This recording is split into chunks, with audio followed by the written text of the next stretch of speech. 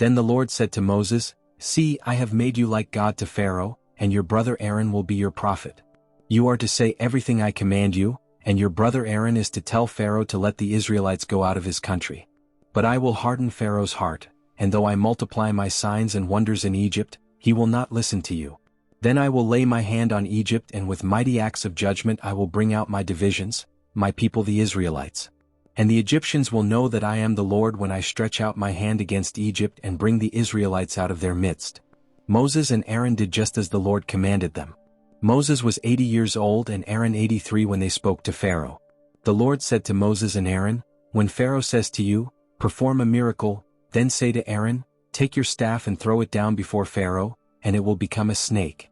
So Moses and Aaron went to Pharaoh and did just as the Lord had commanded. Aaron threw his staff down in front of Pharaoh and his officials, and it became a snake. Pharaoh then summoned his wise men and sorcerers, and the Egyptian magicians also did the same things by their secret arts. Each one threw down his staff and each staff became a snake. But Aaron's staff swallowed up their staffs. Yet Pharaoh's heart became hard and he would not listen to them, just as the Lord had said. Then the Lord said to Moses, "Pharaoh's heart is unyielding. He refuses to let the people go. Go to Pharaoh in the morning as he goes out to the river. Confront him on the bank of the Nile, and take in your hand the staff that was turned into a snake. Then say to him, 'The Lord, the God of the Hebrews, has sent me to say to you, let my people go so that they may worship me in the wilderness. But until now you have not listened.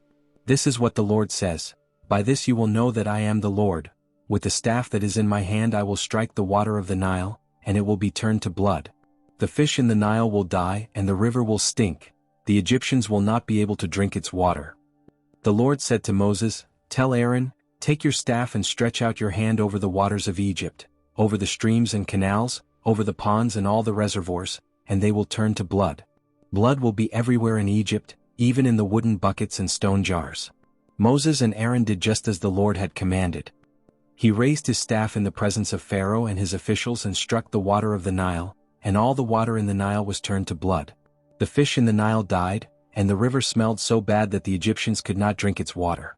There was blood everywhere in Egypt. But the Egyptian magicians did the same things by their secret arts, and Pharaoh's heart became hard. He would not listen to Moses and Aaron just as the Lord had said. Instead, he turned and went back into his palace, and did not take even this to heart.